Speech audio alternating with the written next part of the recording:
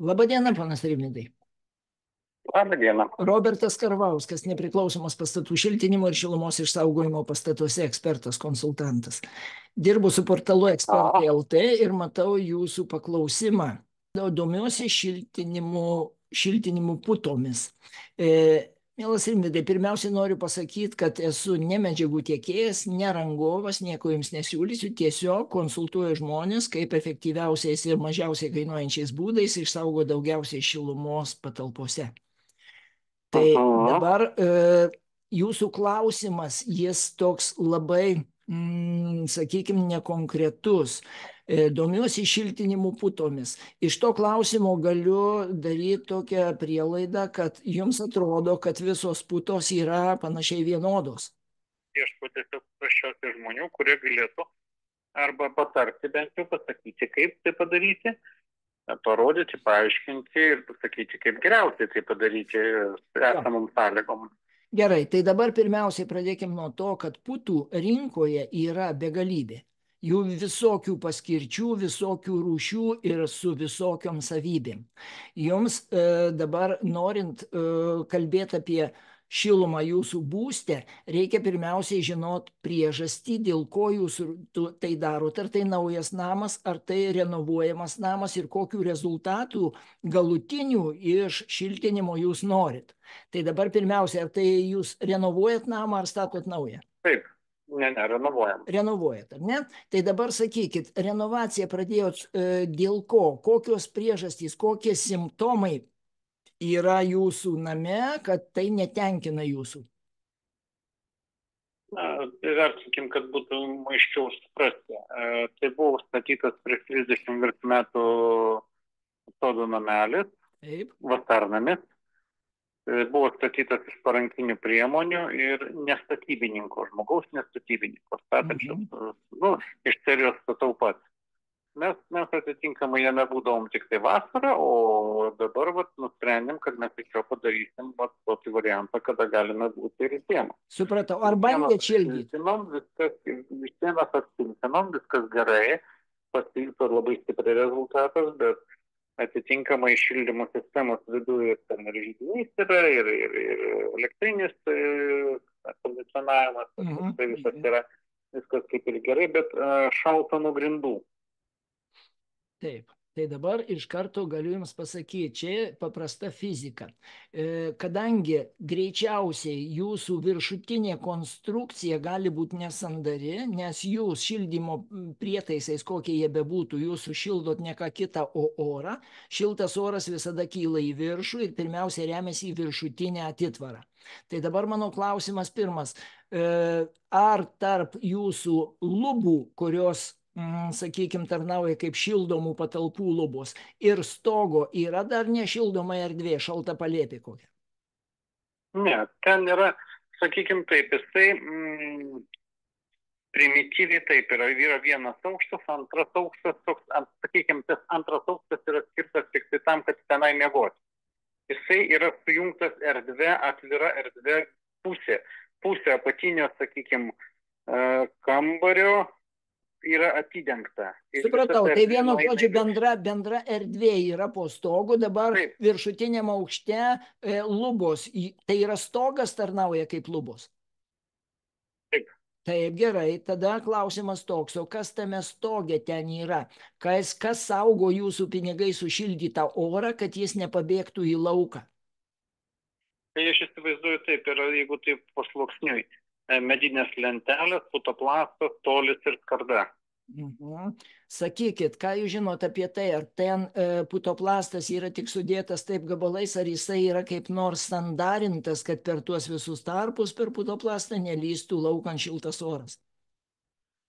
Paprastas jums būtų atsakymas, tai buvo, sakau, virš 30 metų atgal statytas pastatas ir to, ką turi po ranka, ir tai dabar mes kai sardėmės vienas, tai didžioji dalis to putoplasto buvo sugriausta, subirėję, takeliai išminti, iširšių, prirankėta, pridėliota. Jeigu tokio identiško varianto ir nėra lubose, tai tenai tikrai nėra jokių, sakykime, technologinių dalykų, kurie būtų padaryti ištisai, be sujungimų ir panašiai.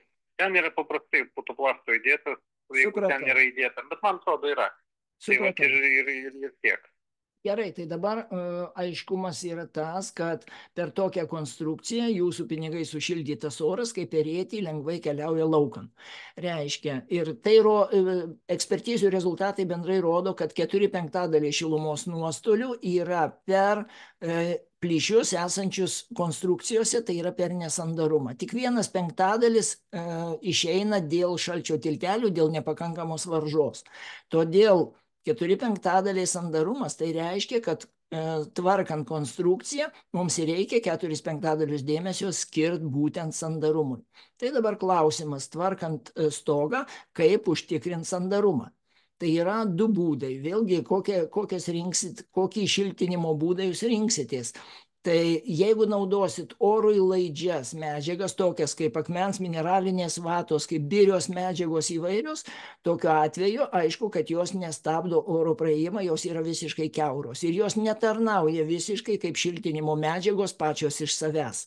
Tik tai tada, kada mes juos esantį orą pilnai atribojam tiek nuo šilto patalpų vidaus oro, tiek nuo šalto lauko oro, tik tada tai tampa šilumą išsaugančio komplekso dalimi tos medžiagos. Tai reiškia, kad būtina pilnai sandarint garo izoliacinę plėvelę iš apačios, tai reiškia nepraleidžiančią nei oro, nei vandens garų. Ir iš viršaus būtinai difuzinė plėvelė, tai reiškia nepraleidžiančią oro, tačiau praleidžiančią vandens garus.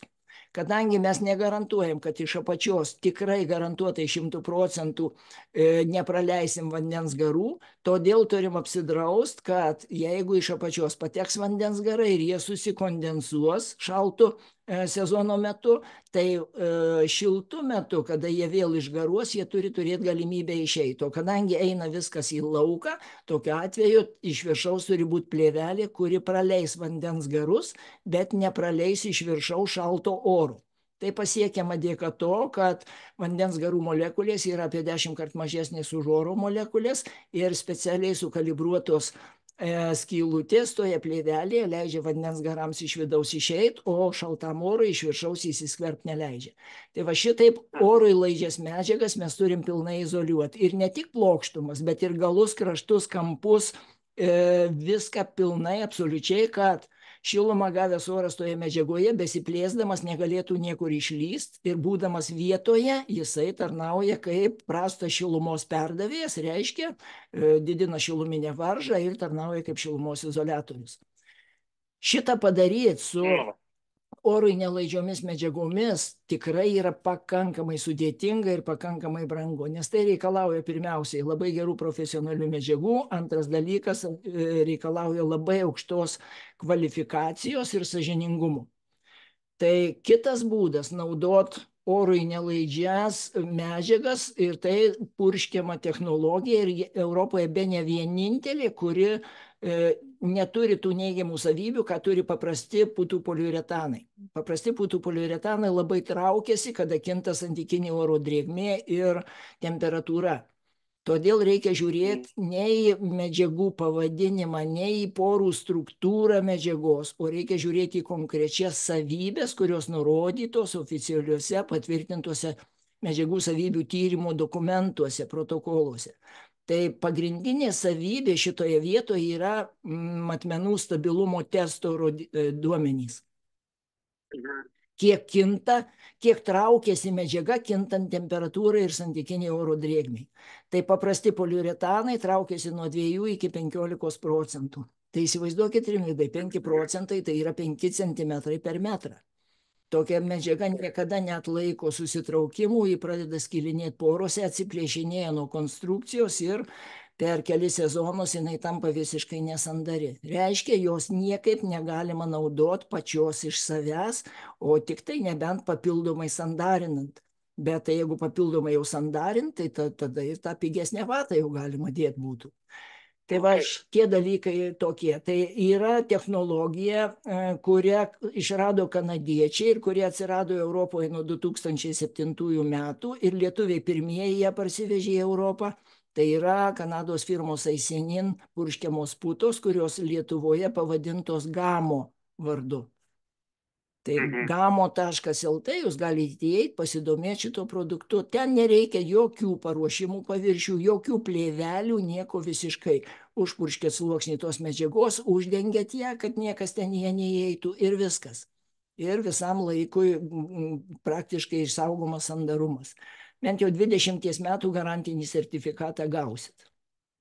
Tai va, kodėl aš apie tai kalbu ir gerai žinau, todėl kad kai man atėjo laikas savo namui rinktis medžiagą, tai aš jau iš karto, mano ekspertizijų jau rezultatų pakankamai prisirinkau, kad su vata net labai gerai padarius po 5-7 metų būna pakankamai daug išsisandarinimų, todėl aš nerizikavau, o tiesiog paėmiau šitas putas ir išsikviečiau rangovus, jie man padarė ir nuo 12 metų iki dabar tikrai džiaugiuosi savo pasirinkimu. Tai va tą galiu patart šitą dalyką, tiesiog kaip panaudoti tai. Tai va 2 būdai, arba jūs imsit sandarinti nesandarės medžiagas, arba jūs tiesiog vienu ypu užpurkšit ir apie 30 kartų greičiau, negu kad imt ir ten su vatom visą tą įdėjimą ir sandarinimą daryti. Namas padaromas praktiškai per vieną dieną. Tai man tai labai imponavo, iš tikrųjų ir patikrinimas labai paprastas. Tiesiog apžiūrė, ar visur užpūsta, ar nėra neužpūstų plotų ir viskas. O pati medžiaga už save jau garantuoja.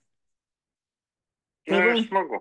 Tiek galiu patarti jums, bet dar ką galiu pasakyti, kas būtinai neišvengiamai reikalinga, tam, kad tikrai užsitikrintumėt, tai prieš dedant apdailą būtinai pasidarykit sandarumo testą. Nes jeigu uždėsit apdailą, o liks kažkur tai neužsandarinta, tai paskui viską nuiminėt ir tvarkyt, tai yra labai skausminga ir praktiškai žmonės paskui jau ryžtasi geriau visą gyvenimą mokėti už šildymą daugiau ir tai yra nuostoliai gryni. Todėl tai tikrai vertėtų pasidaryti. Supratau. Kokių Rimvydai klausimų gal dar turit? Ne, tikrai ne. Viskas labai aišku. Jo, tai dar aš ką galiu pasakyti. Jeigu norit tikrai įsirengti namą šiltą, ekonomišką, tokį modernų ir nebrangiai, nedarant klaidų, tai aš tikrai nuoširdžiai rekomenduoju jums informaciją, kurią aš sudėjau į seminarą, kurį ir pavadinau Šiuolaikinis, modernus, šiltas, ekonomiškas ir nebrangus namas. Kaip nesuklysti.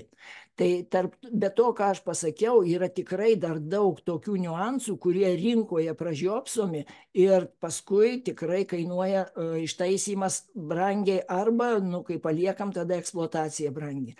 Tai šito seminaro vaizdo įrašą jūs galite įsigyti mano svetainėje sandarusnamas.lt. Ir jeigu reikės kokios informacijos ar konsultacijų, ten rasit taip pat visą konsultavimo tvarką, galite drąsiai kreiptis, padėsiu, kuo tik galėsiu. Gerai, dėkui jums. Dėkoju. Geros dienos, Rimvydai.